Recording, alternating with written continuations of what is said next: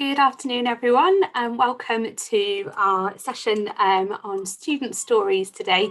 It's great to have you back on day 5 of AccessHE at the London Careers Festival. So we're really pleased today to be joined by some current students who are going to be sharing their experiences of HE. So really looking forward to the session. As we've mentioned all week, we are really keen to know who is watching today, and we're sort of doing this by using Menti. So please do go to menti.com wherever you are and enter the code 15765885, and there's a few questions for you to answer about who's watching, but this will also allow you to submit any questions you've got for our students. So any burning questions you've got about going to university, what it might have been like this year, yeah, we would love to hear from you. So please do log on to Menti and get submitting your questions. So to begin with then, we are going to ask our students to introduce themselves, if that's okay. So it will be great to hear from each of our students what you're studying at the moment and what year you're in. So if we go to Tasnim first, that would be fantastic. Hi, I just finished my 3rd year at university. I go to LCF and I study law. Thank you very much, Tasnim. If we go to Janet next for a quick intro.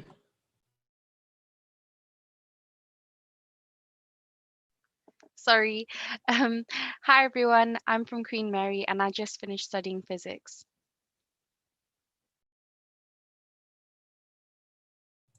Maya, if you could go next. Hi everyone, my name is Samaya and I'll be starting my 4th year of medicine in August. Nice to meet you all. Wonderful, thanks so much. And if we go to David next. Hi everyone, my name is David and I've just completed my 3rd year of biomedical sciences. Perfect, thanks so much. And finally, last but not least, if we go to Hazita. Hi, I'm Hazita. I've just finished my 2nd year of the veterinary medicine programme at the Royal Vet College. Brilliant, so I've got a real nice range of years and different subjects. So yeah, if you've got any questions about what to study at university as well, we've got a really nice range of people here today, so please do ask away. We're going to jump straight in with a bit of a difficult question. So we're going to pop you all on the spot if that's okay. So the first question we're going to ask our students today is, how has university been in 2021? And I'm going to ask for volunteers who would like to go first. I'm not going to lie, it's been quite tough.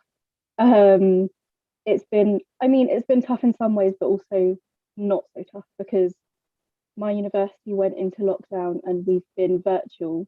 I've been learning from home since last March. So it has been like, that was probably the easier part, was I already knew how to study from home. The harder part has been missing out on the other things that university offers, like the sports, the seeing friends, the social events. But also like, yeah, watching lectures in person is very different to online. And doing group work in person is very different to online, and we've had to accommodate different time zones. I've got someone in my tutor group who's in Australia and another who's in Hong Kong. So that was, I mean, it wasn't a hard adjustment, but it was just something that we would never have had to think about. So I'd say it's just been different. It's been weird, I think, yeah. Zita, that's a really honest answer. And how have you found that adjustment? Have you found, like you say, it's very different, but have you found that adjustment became easier sort of over time, or how's that been? Yeah, I think in the end I quite liked some of it. Like I quite like doing lectures from home now or in my own time, because like I can do them in my own time. I can do them at my own pace. I don't have to play catch up or anything.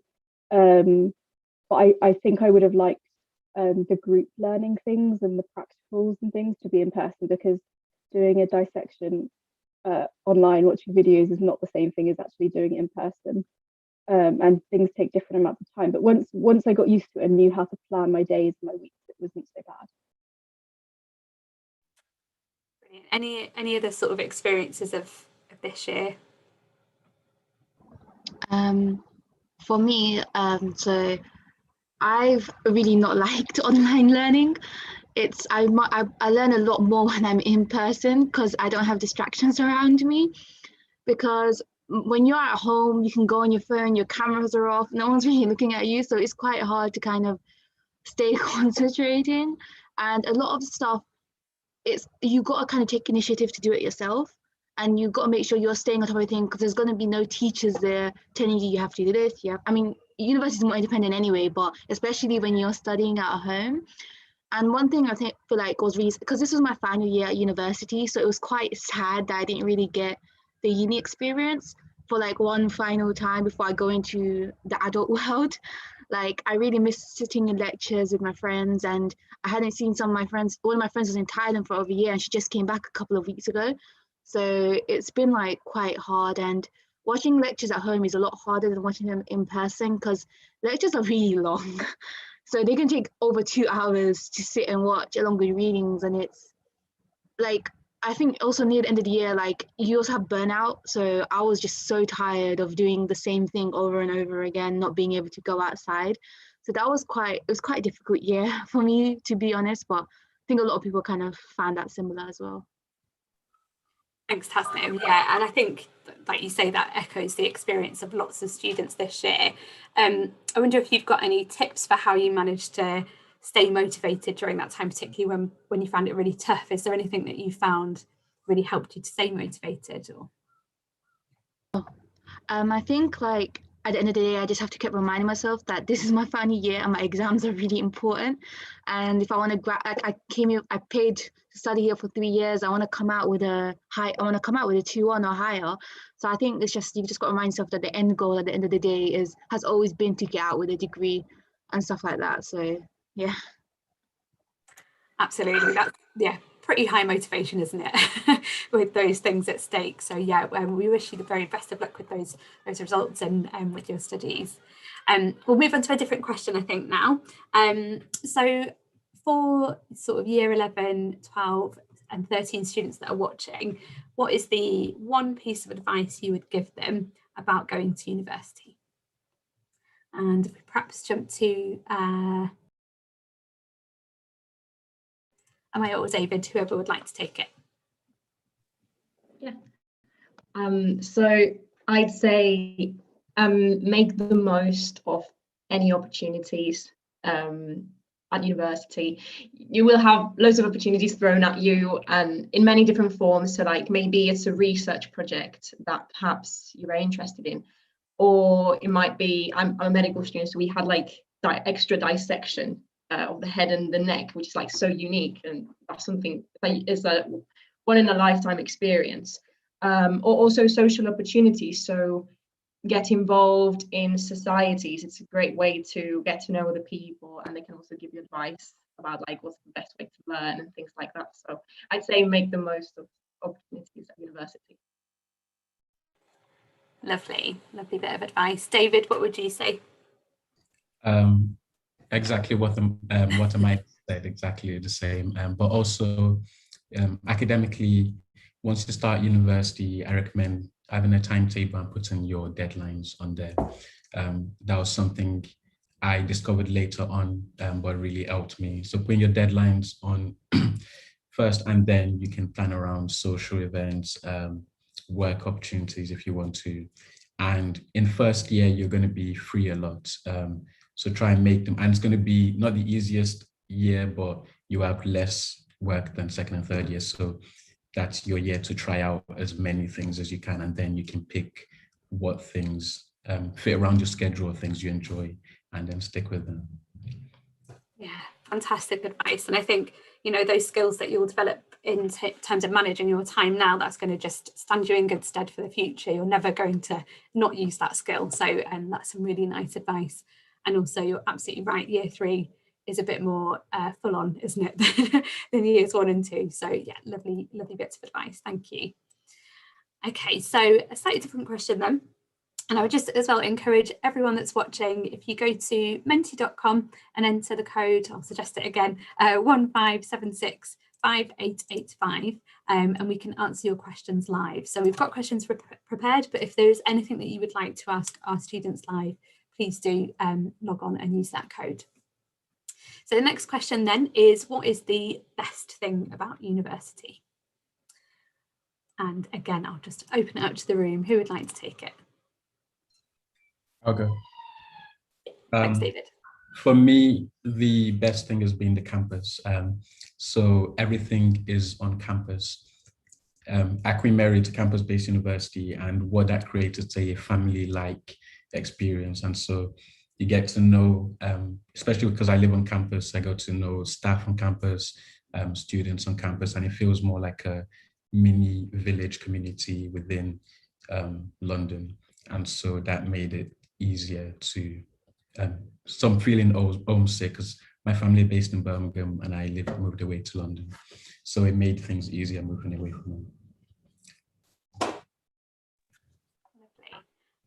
Any other sort of best bits of university? I think what's nice about university is you have a lot more freedom than you did in like sixth form and college or secondary school, because like it's such a stark difference when you go to university, because in secondary school you're in so many rules, like you can't go to the bathroom without having permission. Like you get a lot more freedom, and I think that's nice. It does cause you to be a bit more independent, like I said before, but I think it's just a nice breakaway from years of constant rules. Absolutely. You've preempted one of my questions there, hasn't it? And one of the questions was going to be, how did you find that transition from, like you say, sixth form or college up to university? I wonder if you have any tips on or advice on how you found that as well. At first, it's quite a different jump. I think a lot of people often say that, and it is true. Because in my sixth form, we were like, I don't want to use the word spoon fed, but we were given a lot of help in our work. Like we had sheets explaining everything, and then when you get to university, you're kind of expected to do a lot of the work yourself. So obviously you've been used to a certain way for a long time, so it is a learning curve. So like I would advise them, if they're like really worried in the beginning, just know that most people feel like that, and you will learn. It's a trial and error kind of thing. You will learn. Like when I was first doing readings, I was so confused. I had no idea what to do, notes on what was important, what wasn't. But you figure it out as you go along, and there is a lot of help. You can ask people. So absolutely, a really good point, that everyone is in the same boat, aren't they? So everyone's at the same level. Everyone's either gone to sixth form or college, so there will be that jump and that step up. But yeah, I think really important point, Tasnim, to sort of reach out for that help and support that lots of universities offer in different ways. Were there any other highlights of university that anyone wanted to share? Any other best bits? I think it's just a great opportunity to deepen your understanding of a certain topic that you're very interested in. And I found that it was like a privilege to be taught by such amazing experts in the field. So I'd say, that's one of the highlights, definitely. Absolutely. And I suppose when you're sort of studying at college or university, you might be at sixth form rather, you might be studying like a few different subjects, and this is a chance to sort of really hone in and specialize on something. That's fantastic. So on the flip side of that then, what have you found to be the worst things about university? And I anticipate there might be some thoughts about university this year and finding that challenging, but any thoughts on what has been a bit more difficult?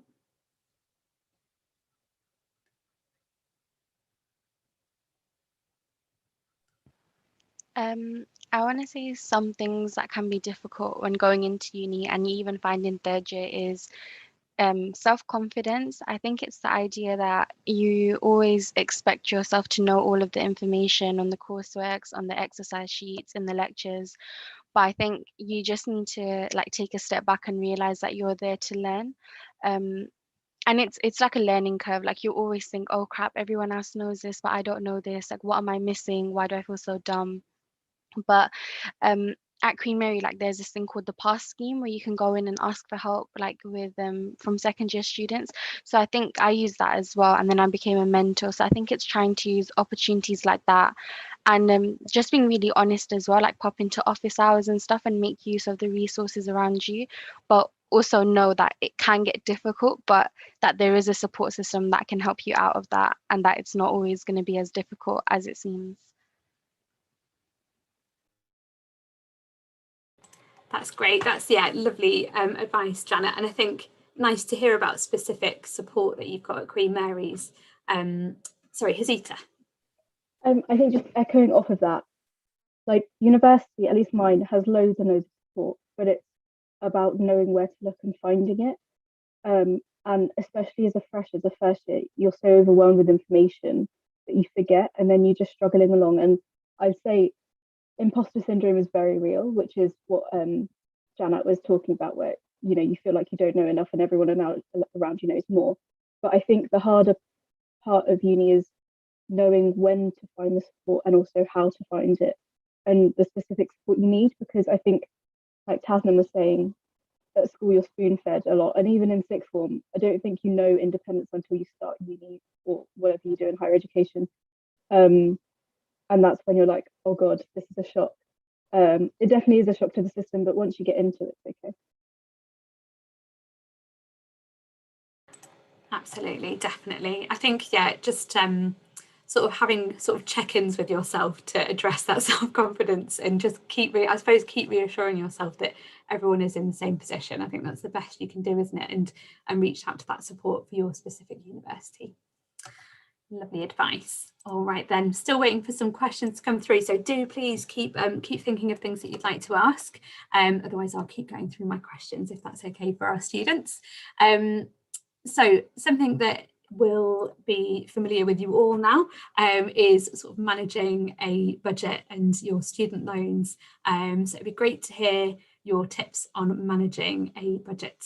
Janet, I might go to you for this one, if that's okay.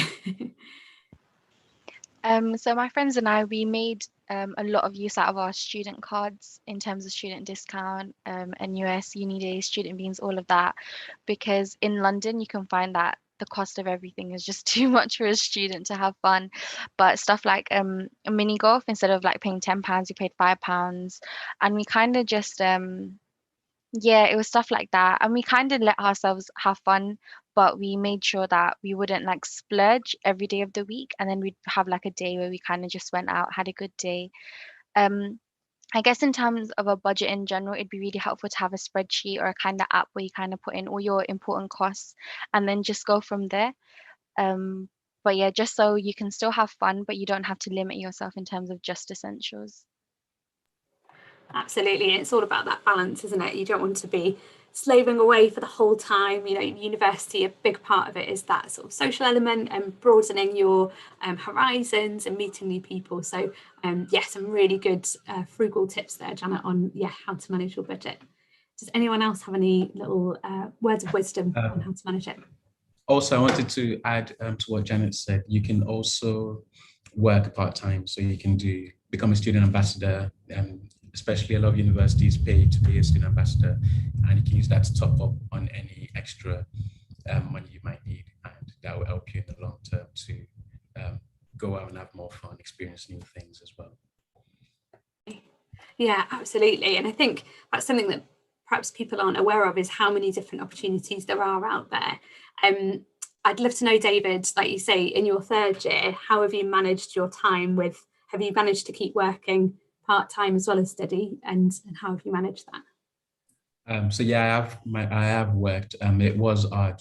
What I said to myself was, especially a month before my dissertation deadline and exams, I wasn't going to work throughout those 2 months. So I told places I worked, or student ambassador, I didn't pick up any shifts, so told them I wasn't available to work for those 2 months, and I just focused on university and getting my work done, and then once I finished, I was able to go back to work there.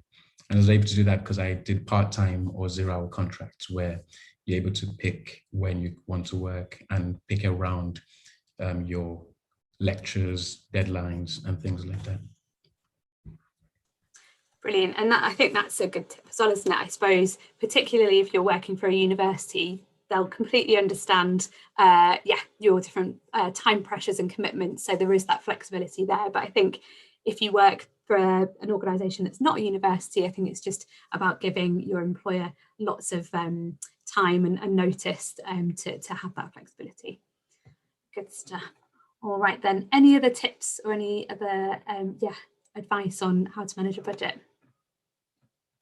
So I I think one different thing is I live at home, so I think there's also a difference to how you budget when you're on campus and when you're at home. With me, fortunately, because I live with my family, they pay rent, the bills and stuff like that. So I think budgeting while you're living at home is a lot easier, and it is a lot cheaper. I mean, the main thing that costs me the most is travel, because I have to travel into central London nearly every day, and that's quite expensive enough as it is. But if you get like those passes where they pay for, like, you can get the free train ride, or you pay like 30 quid a month, but it's a lot cheaper, and that's something I would recommend. And for the, like, when I was at LSE, some universities are still part of that 16 plus oyster scheme for the first year. Like, if you're 18 and in full-time education for your first year, you can still get the free oyster. So I had free bus travel for the whole year in my first year. I know some universities don't do it. I think Queen Mary doesn't do it because I think some of my friends couldn't get it, but LSE does it and some other unis do. So I would definitely check that out if you can, because that will save you a lot of money. Yeah, absolutely, that's a really good tip. A little life hack there, and good to, you know, ask your specific university about these things, because there will be sort of differences. Tasnim, I'd love to know, I was going to ask, when David was talking about, you know, the best thing about university is being on campus and building those networks. And as someone that's sort of studied at home and lived at home, how have you sort of engaged and sort of built those networks and social groups when you live at home? I think it was kind of like, I didn't really get, one thing I regret is not getting involved in societies, because I feel like that would have made this year a lot like better, because I would have had some events to go to. Like, I paid for all of them and I never went to the events, but that's something I would really recommend you doing, especially if we have another lockdown year. Join societies, because then you'll have some people to talk to during it. But I think one of the things I kind of did was there was a lot of volunteering still happening, like online volunteering and stuff like that. And so I was able to kind of make sure I wasn't just laying around the whole lockdown, only doing the minimum, but actually building up my CV and stuff. And it's a good way to make network stuff. I did for like 3 months in the beginning of this academic year. I worked for the Disability Law Service, because our university has connections. So that's another thing, like your university, we usually have direct connections with careers. So I would highly take advantage of that. But I did that and for like 3 months, and now that's something that I can talk about in my CV, and it's something that makes sure that I'm not just only doing the bare minimum. Well, though I wouldn't blame anyone, because this has been a tough year, but I just wanted to make sure that I was doing something this year that I could talk about to employers.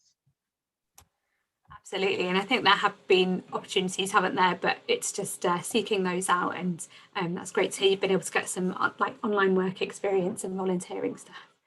Hazita, yes. I just wanted to add on, because I'm also a commuter. I live at home as well. I've done a previous degree before this, and I lived at home the entire time, because I live quite close to both campuses, which I feel like is probably a bit different to Tasman. Although I do have to go on the underground and everything, it's less like it. I can commute to events and things. So what I did was, at Freshers, I happened to meet someone that I'd met at a random other university off a holiday or something, and we just kind of latched onto each other, and then that's how I did everything. And so I stayed with her during Freshers, and so I got to be involved with everything just as if I had been living in halls. The second time round, being a mature student, I couldn't really be bothered with Freshers again. I did a few of the things, but not all. And I did find it a little bit harder, but that's because all my original friends had left, and I felt a bit alienated from the place I already knew. But that was where I had a role in my students' union. I had my student ambassador job and a couple of others, and I did know people. But also, I have no shame in just talking to people. Being a very small college, it's very easy to just say hi to everyone, even if it's just small talk. So that definitely makes it easier. And there's no shame in just going up to a random group of people in a lecture hall and sitting with them. There's nothing wrong with that. So I think even if you're living at home, it doesn't mean you can't get involved with things. I think there is a misconception that is the case, and it might take a tiny, tiny bit of extra effort to start, but it's really not that big of a deal, I don't think. Yeah. I also wanted to add, just because you're living on campus doesn't mean you're going to get involved in everything, because what I found was I got comfortable just going to lectures and then running back home immediately to the safety of your home, because I didn't want to interact with anyone. And then I had to consciously tell myself, you need to get involved, you're on campus, make the most of it. So living on campus doesn't make it easy, it's automatic. everything's going to come to you. You still have to go out there and speak to people, sign up for societies, and then you live the campus experience. One quick thing I can just add as well, people want to make friends. Like most people come alone. I came alone, loads of people came alone. In my first day, everybody had their phones out, everybody was adding each other's numbers.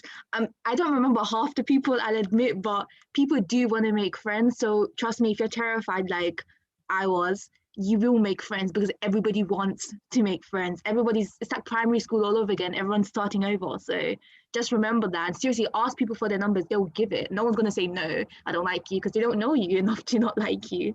So yeah. Absolutely. Yeah, I think, that's something that's, I think, been highlighted as we've been talking. And it's probably a thing that, every student in the future is going to worry about on their first sort of day. But yeah, you don't know anyone, but nobody knows anyone. I think, David, you make a really good point that actually there are so many opportunities out there, but you've also got to sort of bite the bullet and push yourself out of your comfort zone a little bit to make sure you're making the most of those opportunities, even if it's a bit scary. People are supportive, people are nice, like you say, Tasnim. Other people want to make friends, so it's just sort of biting the bullet and pushing yourself to socialise and put yourself out there. Really nice advice. I think we've probably got time for one more question. So let's think of something good to ask. I would love to hear how you decided on the subject that you're studying. And I might jump to Amaya first, if that's okay. So how did you decide to study what you're studying? Yeah, so I study medicine, so it's like a very typical interview question as well, right? Why do you choose medicine? For me, I decided when I was probably, like in year 11 or so, because I really enjoyed human biology, and I liked reading about the different diseases and thinking about what caused them and how we could maybe treat them. And then so I was between like biological sciences, so I think something like what David is doing, and then medicine. And I decided to do medicine because I want to do something a bit more hands-on and with patients, and I love like anatomy and like I want to do surgery. So I decided that was the path that I wanted to take. So those were my reasons. And so in terms of what you studied at school, did you sort of select subjects that helped that quite early on? Yeah, so I think at GCSE, like, it doesn't really matter because you have to do all the sciences anyway, in maths and English. And then I chose biology, chemistry and maths at A level. Yeah, I would definitely recommend biology and chemistry if you want to do medicine. We perhaps jump to, I'm going to pick on someone, perhaps jump to Hazita. How did you decide to study what you're studying? I feel like, I don't know if you know many vets, but I feel like it's a very typical story to say that they've been wanting to be a vet their entire life. And I definitely fit that. For as long as I can remember, I've wanted to be a vet. So that's kind of the only thing I focused on. I got to A levels, like I did biology, chemistry and maths because that's what most unis wanted. So it was kind of just automatic. I actually struggled through A levels. I didn't do so well. So I ended up doing biological sciences first, which was a great degree. I'm really grateful I did it because it opened up more opportunities and has probably made me more employable. I got to go abroad for a year, got to do some vet shadowing and do a lab project and research and stuff. So yeah, it was like all the behind the scenes of what vets do, which was really interesting and has kind of given me a bit of an advantage when I'm studying for my current degree. And then I reapplied and I got onto the vet course. So yeah, that's it. So I'll be at uni for a very long time, but it'll be worth it that I've wanted to do. Yeah. Great stuff. I think that's a really nice story to share, to show that, even if you don't end up studying that one thing initially that you're really, really passionate about and set on, that doesn't mean that those doors are completely closed. And it sounds like you say. Yeah, I think at school, at least the school I went to, it very much felt that way. I imagine that wasn't the intention at all, but it very much felt that. And I remember on results day, literally just getting my results and thinking, I don't know what to do with my life now because I've never thought of anything other than veterinary medicine.